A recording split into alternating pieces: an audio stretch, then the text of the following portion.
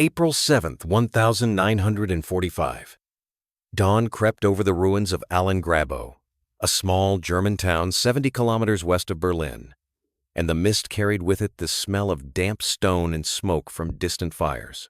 I was 23, worn thin by 3 years of service as a Helferin, a female auxiliary in the Wehrmacht, and I stood at the cracked window of the schoolhouse that had been our dormitory. My bones ached from sleepless nights. My stomach gnawed with hunger, yet my eyes could not pull away from what unfolded outside. For years I had been told that the Americans were monsters, degenerates, a tide of chaos waiting to sweep across our land. Yet there, in the pale light of morning, I saw men in clean uniforms moving with calm discipline, trucks rumbling in endless lines and crates of food, medicine, and blankets being unloaded onto the cobbled street. It was not the savage image I had carried in my head. It was something far more confusing, almost unbearable. I remember the moment my breath caught. An African-American soldier bent down and handed a bar of chocolate to a cluster of pale German children. Their small hands clutched the sweet as if it were treasure, their faces breaking into smiles I had not seen in months. My heart twisted. This was not the enemy I had been warned of. This was kindness, abundance, a strength that came not from cruelty but from plenty. As I pressed my forehead against the cold glass, a quiet terror grew inside me. If everything I had been taught about these men was a lie, then what else had been false? The stories, the slogans, the endless speeches, they all began to crumble in that single morning. And in their place rose a hollow realization that the world I thought I served had been built on shadows, while outside reality marched on in boots and trucks carrying chocolate bars and truths I could no longer deny. The sight outside that broken window did not leave me. It clung to me with a heaviness I could not shake, and as the mist settled on the streets of Alan-Grabo, my mind fell backward through the years, searching for the roots of the beliefs now trembling inside me. How had I come to believe so firmly in a picture of the enemy that was crumbling before my very eyes? I was not born with such certainty.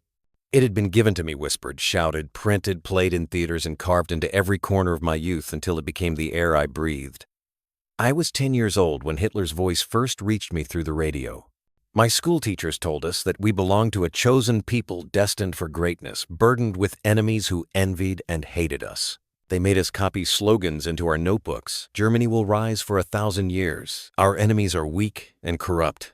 At first, those words felt like stories from a distant land, but repetition is a powerful thing. Soon the lessons seeped in, tightening their grip on me like invisible chains. I did not question them, for no one around me did. By the time I turned 13, the propaganda had become more vivid. Posters filled the streets, showing strong blonde soldiers standing tall while grotesque caricatures of Americans and Jews lurked in the shadows. We were taken on school trips to watch films, some of them parading as documentaries, all of them showing the same images: Americans as gangsters, drunken cowboys, puppets of Jewish bankers, incapable of sacrifice or honor. I remember sitting in the dark theater, the smell of dust and smoke around us, and believing that what I saw on the screen was truth. We had no other source of information. Newspapers were censored, radio programs, scripted, even children's storybooks, laced with the same message. By the time I was old enough to understand the world, there was only one version of it available to me. When I was 17, the Reich seemed invincible.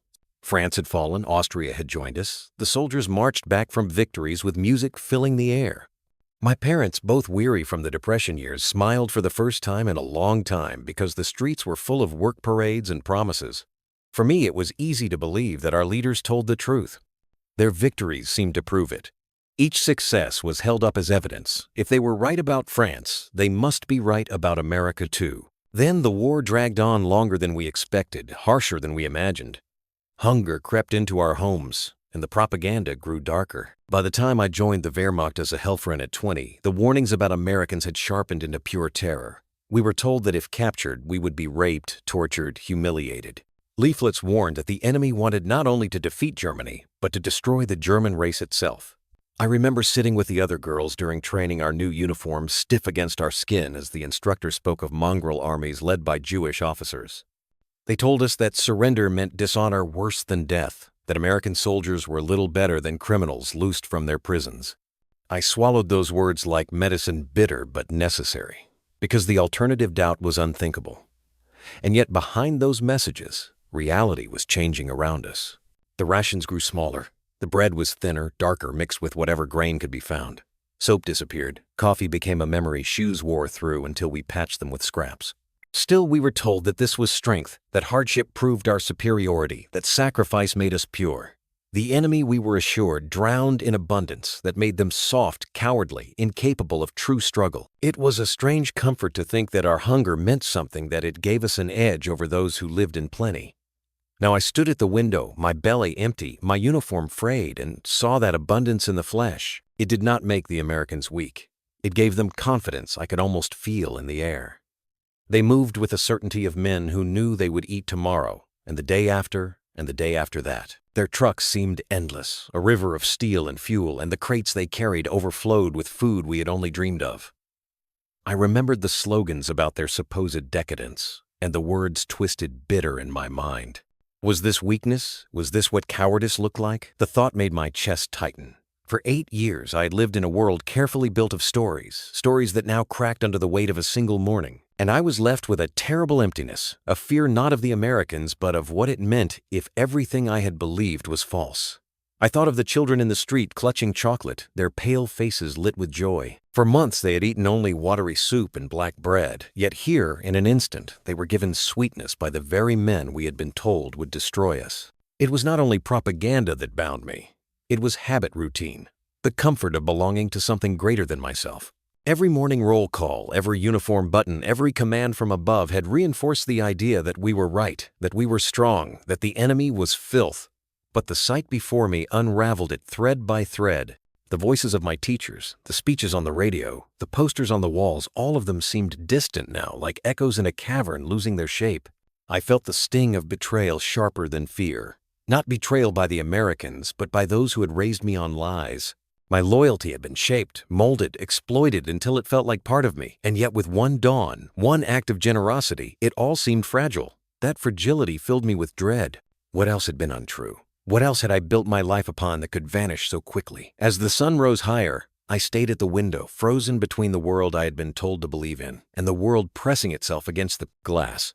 I wanted to look away, but I could not. My chest ached with a strange mixture of grief and relief. Sorrow for the years wasted in falsehood, and the faintest glimmer of something else, hope perhaps, that if lies could crumble, maybe truth could take their place. Yet for now, all I felt was the weight of confusion, heavy as the mist that clung to the streets of Alan Grabo. The hours after that first glimpse from the window blurred together, yet each moment etched itself into my memory with painful clarity. I had spent years preparing myself for the nightmare of capture, for the savagery that propaganda promised. Every rumor, every warning whispered in the barracks told us the same story. Once the Americans arrived, our lives would be over dignity, stripped away bodies, abused, futures obliterated. I clung to those expectations as a shield, convincing myself that terror was better than doubt. But when the first column of American soldiers reached the courtyard of the schoolhouse, the world tilted in a way I could neither understand nor defend against. The sound of boots on the cobblestones was steady, rhythmic, almost ceremonial. They marched in lines, rifles held with precision vehicles arranged in perfect order. Instead of drunken chaos or leering faces, there was discipline, an almost unnerving calm. I pressed my back against the wall, heart hammering, waiting for the moment when order would turn into violence. But it never came. Instead, an officer spoke in measured tones to his men, directing them to establish a perimeter. Some soldiers began unloading crates, wooden boxes stamped with markings I could not read, and placing them in neat stacks. I had imagined snarls, jeers, a storm of rough hands. What I saw instead was routine, practiced almost mundane. A door opened, and one of the American guards gestured for us to step outside. My knees trembled as I followed the other women into the courtyard, the cold air biting at my face. I kept my eyes low, certain that meeting their gaze would provoke some cruelty. Then something wholly unexpected happened. One of the soldiers offered me a small rectangular package.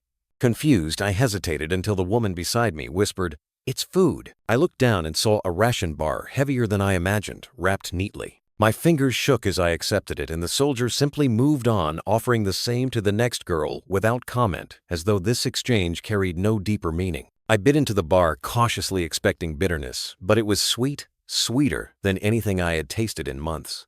The sugar hit my tongue like lightning, and tears burned my eyes before I could stop them. I wanted to hide my reaction, but the sensation overwhelmed me. How could an enemy hand me such a thing? How could a man raised to hate me share what he had without contempt or demand? That sweetness dissolved more than hunger. It began dissolving the walls of certainty built around my mind. As the day wore on, the Americans continued their work. They moved through the town, not as conquerors bent on destruction, but as men executing a task with efficiency and restraint.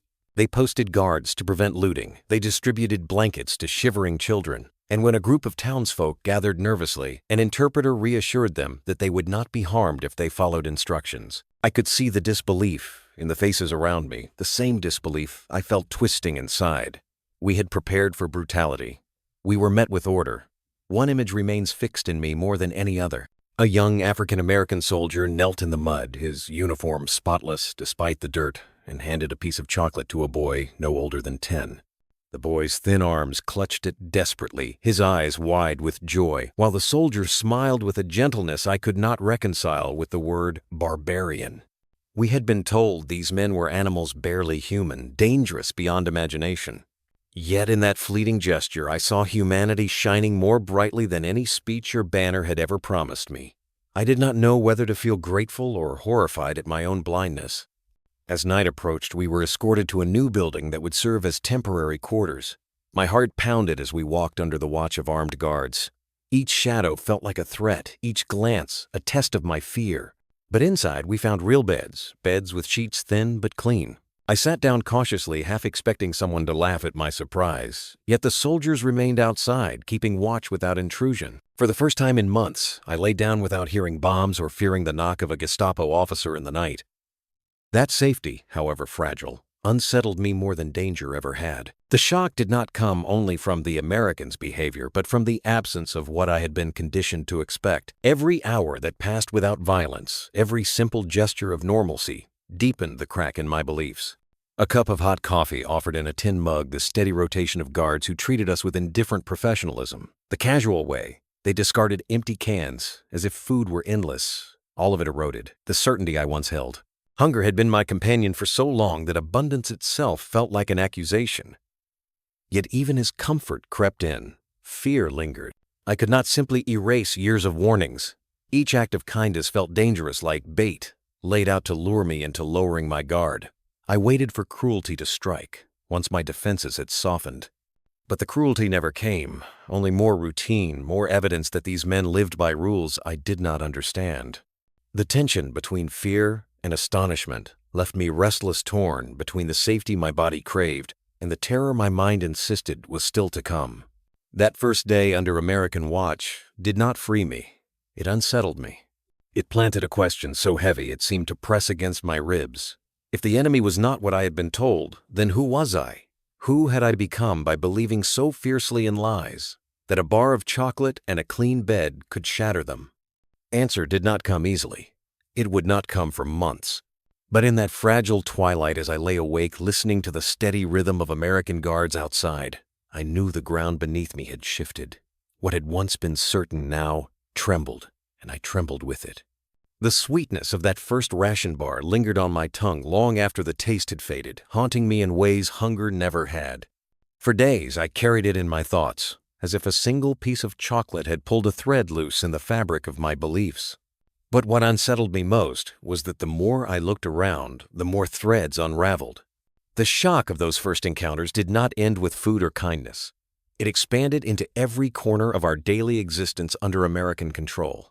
It was in their trucks, their boots, their very bodies.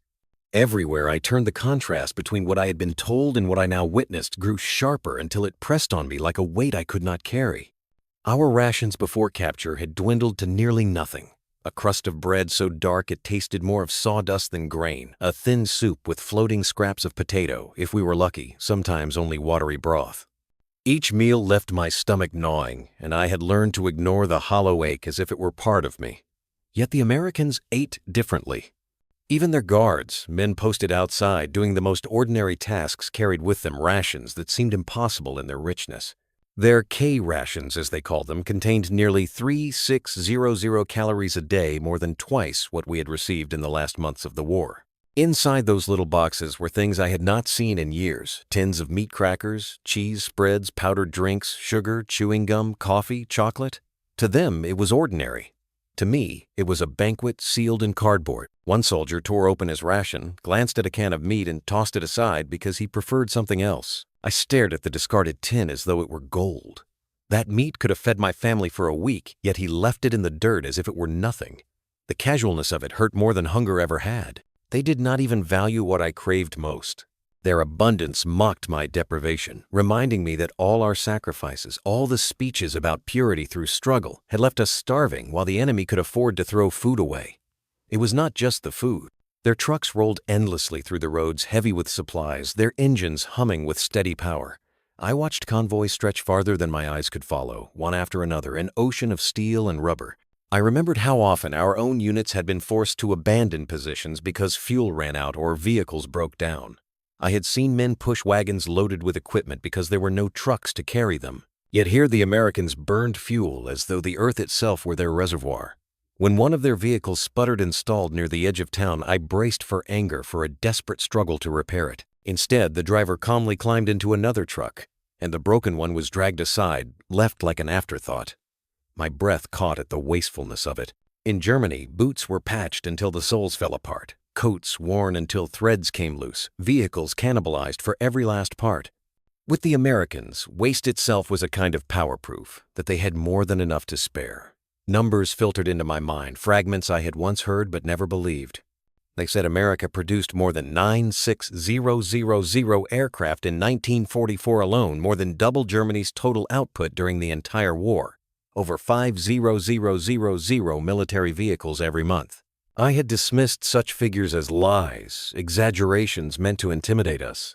Yet as I watched the convoys, saw the endless crates stacked higher than I could reach, the statistics became flesh. They became the endless rumble of engines, the towers of supplies that dwarfed our hunger, the toothbrushes and razors carried by men who seemed to live in comfort even at the edge of battle.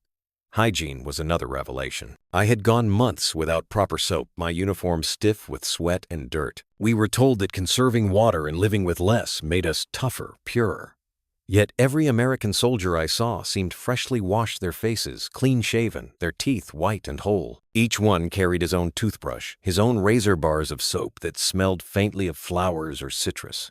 To me, soap had become a treasure traded in secret for food or favors. For them, it was so common they did not even notice it. When I mentioned my astonishment to an interpreter, she laughed gently and said, "In America, even poor people have running water." That sentence lodged in my heart like a thorn. What did it mean that our sacrifices, our hunger, our filth, had not made us strong but only weaker, smaller, less? The bodies of the Americans themselves testified to the difference. They stood taller, broader, their movements unburdened by the weakness I saw in the German men who returned from the front lines. Our propaganda had promised that Nordic blood produced the strongest soldiers in the world, that we towered above our mixed-race enemies. Yet here, reality betrayed that myth. These men were giants compared to us, their muscles built not on slogans but on steady meals and medical care. Even the African-American soldiers, whom I had been told were inferior, carried themselves with strength and dignity that unsettled me. They operated radios, drove tanks, distributed supplies with the same professionalism as their white comrades. Some even spoke better German than the Americans of German descent. I could not reconcile their existence with the stories I had been fed. One evening, as I stood near the fence of our temporary quarters, I watched a supply sergeant sort through equipment. A box of boots had arrived, some slightly damaged by water. He discarded nearly 15 pairs, shaking his head, saying they were not worth the trouble. I stared at the pile of leather, thinking of my brother at the front, who had written about fighting with holes in his shoes, wrapping rags around his feet to keep warm. The discarded boots seemed a monument to the futility of all our struggle. If the enemy could afford to throw away what we considered treasure, what chance had we ever had? It was not just what they possessed, but how they managed it. Their supply chains moved with astonishing efficiency. Every morning, trucks arrived on schedule. Food was distributed with clockwork precision. Even their waste was organized, trash sorted, removed, disposed of without fuss. At the height of our strength, our own systems never ran so smoothly. I had spent nights in the barracks listening to officers curse delayed shipments, broken lines, missing supplies. Here in the heart of a conquered land, the Americans delivered abundance with a consistency that made our former chaos seem pitiful. I thought often of the posters that had covered the walls of my childhood Americans as weak, soft, obsessed with money, incapable of true struggle. I remembered the films showing them as gangsters, drunkards, fools. Yet the men I saw carried order in their movements, confidence in their voices, and a kind of ease that came from never doubting where the next meal or bullet would come from. Their abundance did not make them soft, it made them secure. And our scarcity had not purified us, it had broken us. At night I lay awake on the thin mattress they provided, staring at the ceiling, listening to the steady hum of trucks in the distance. Each rumble was another reminder of our failure, another blow to the fragile remnants of my beliefs. I felt sorrow heavier than fear, a mourning not just for lost battles but for the realization that everything I had endured, hunger, sacrifice, loyalty, had been built on lies. We were told that scarcity was noble, that suffering made us superior. Yet in the face of American abundance, that narrative crumbled. Their plenty had given them strength we could not match, and our sacrifices had only left us hollow. The bitterness of that truth seeped into me like cold water. I wanted to cling to the old certainty, to believe that what I saw was deception. But the evidence piled higher every day, as tangible as the crates of food stacked in their warehouses, as undeniable as the boots abandoned in the mud. I could not escape it. I could not explain it away. What unsettled me most was not just that the Americans had more, but that they shared it. They gave chocolate to children, cigarettes to prisoners, medicine to the sick. Their abundance made generosity possible, and that generosity cut deeper than cruelty ever could. It showed me a world where strength was not measured by sacrifice alone, but by the ability to provide, to care, to waste, even without fear of collapse. And in that world, our struggle, our hunger, our pride seemed small, almost pathetic.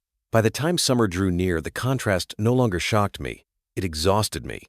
I felt like a shadow standing in the light of their abundance, my certainties evaporating in its glow. Each act of casual waste, each display of order, each sign of plenty left me more hollow. The chocolate had been the first thread pulled loose, but now the entire fabric of belief was unraveling. I could see no way to mend it.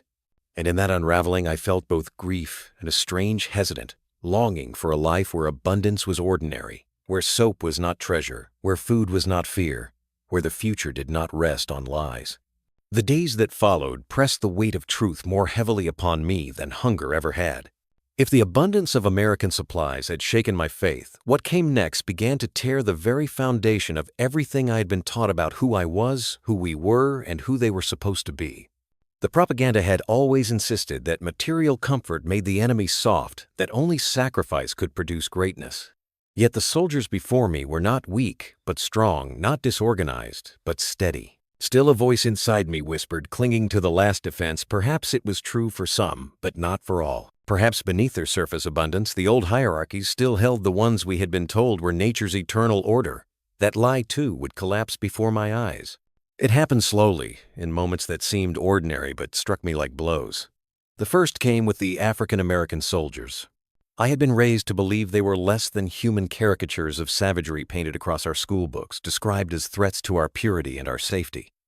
When we were warned of capture, special fear was reserved for them. The instructors told us they were dangerous animals driven by base instincts, incapable of discipline or compassion. My stomach knotted with terror when I first saw one approach our quarters, his shadow tall against the wall. Yet instead of menace, I saw professionalism. His uniform was pressed, his rifle carried with the same precision as any other soldier. When he spoke, it was in careful German, better than some of his comrades who shared our heritage. And when he handed out rations, his eyes did not leer or threaten, they regarded us with the same steady indifference as the white soldiers. I remember feeling my throat tighten with shame and confusion. If this man was not what I had been told, then what else in the world had been twisted into lies? The second moment came from an officer, a Jewish American, whose name I later learned was Cohen. We had been shown films that reduced Jews to grotesque figures, conspirators pulling strings from the shadows. We were told they were parasites, corrupting nations from within. Yet this officer stood tall in his uniform, his posture commanding, his voice calm and precise, as he oversaw the distribution of supplies. One evening, he organized a concert with their military band. They played Mozart, Beethoven, Schubert, our music, our pride, and he spoke afterward about the gift of German culture to the world. I sat in silence, my chest aching as I listened to a Jewish officer honor the very traditions I had been told his people sought to destroy. The dissonance was unbearable. My teachers had said his kind wanted to erase us, yet here he was preserving what was most beautiful in us. I wept that night, though I told no one. The third blow came in the form of American women. I had been told their society demeaned women, that they were frivolous, immoral, unfit for serious duty. We, by contrast, were trained to believe our roles were noble sacrifices, supporting the male warriors destined to shape history. But when I saw American women in uniform members of the Women's Army Corps, I saw something different. They carried themselves with authority, giving orders, handling equipment, moving among men with a natural confidence that unsettled me. They were respected, listened to, treated, not as ornaments, but as comrades. I had never seen such a thing in our ranks, where every effort was made to remind us of our secondary place. Watching them stirred something in me I had never dared name envy. If these women from a society dismissed as decadent could hold their heads high with such dignity, what did that say about the ideals I had been taught to embrace? The cracks widened each day. It was not one single revelation, but countless small ones. The laughter between American soldiers of different races, the way officers spoke to their men without barking contempt, the casual equality that allowed an enlisted man to joke with his superior without punishment. These details tore at me, for they revealed a structure of life that contradicted the rigid hierarchies I had accepted as unshakable truth. I had been told our system was the pinnacle of order, but what I saw was another kind of order, looser, freer, yet somehow stronger. At night I thought of the speeches I had memorized, the slogans painted on every wall, the books we were forced to read. They had promised certainty, that blood determined worth, that struggle proved superiority, that sacrifice secured destiny. But the more I observed, the less those words could hold. They dissolved like chalk in rain, leaving stains but no structure. I wanted to cling to them because letting them go meant admitting that the pain I had endured, the obedience I had given, the fear I had carried, had been for nothing. But reality does not bend for belief, and each day reality pressed harder against the fragile shell of my ideology. I remember one evening in particular. A fellow auxiliary whispered to me in the barracks, her voice trembling. "They are not what we were told," she said. "They are different." Her words were both confession and plea, and in them I heard my own struggle mirrored. We were adrift together, caught between the world we had been promised and the one revealed before us. Neither offered comfort. One was a lie unraveling, the other a truth too heavy to carry without mourning. The greatest sorrow was realizing that our supposed superiority had not protected us, had not nourished us, had not given us strength. It had only left us empty. The Americans' abundance, their diversity, their confidence, they did not weaken them, but made them formidable in ways we had never understood. What we called purity had starved us. What we called sacrifice had broken us. What we called destiny had deceived us. By the end of those weeks, I no longer feared the Americans. I feared myself. I feared the gullibility that had made me believe, the blindness that had kept me from seeing, the loyalty that had chained me to lies. It was not the enemy outside the gates that undid me, but the enemy within the ideology that had consumed my youth and left me hollow. Lying in my bunk, listening to the steady rhythm of trucks in the distance, I felt the weight of a truth I could neither deny nor fully accept. The world I had built in my mind was gone. In its place was a void filled with sorrow, regret, and a hesitant longing for something different, something freer, though I dared not yet call it hope. My ideology had crumbled, not under fire, but under the unbearable evidence of kindness, abundance, and humanity I had been told could not exist. That collapse was quieter than battle, but it was far more devastating. It left me defenseless, not against soldiers, but against truth itself. By the time weeks had turned into months, the weight of defeat had settled into something more ordinary, though never entirely comfortable. The Americans moved us from the schoolhouse to a larger facility, a former Luftwaffe training ground now converted into a detention camp. I expected harshness, the kind of suffering our officers once promised us we would face, but instead I found a strange, disorienting mixture of discipline and care.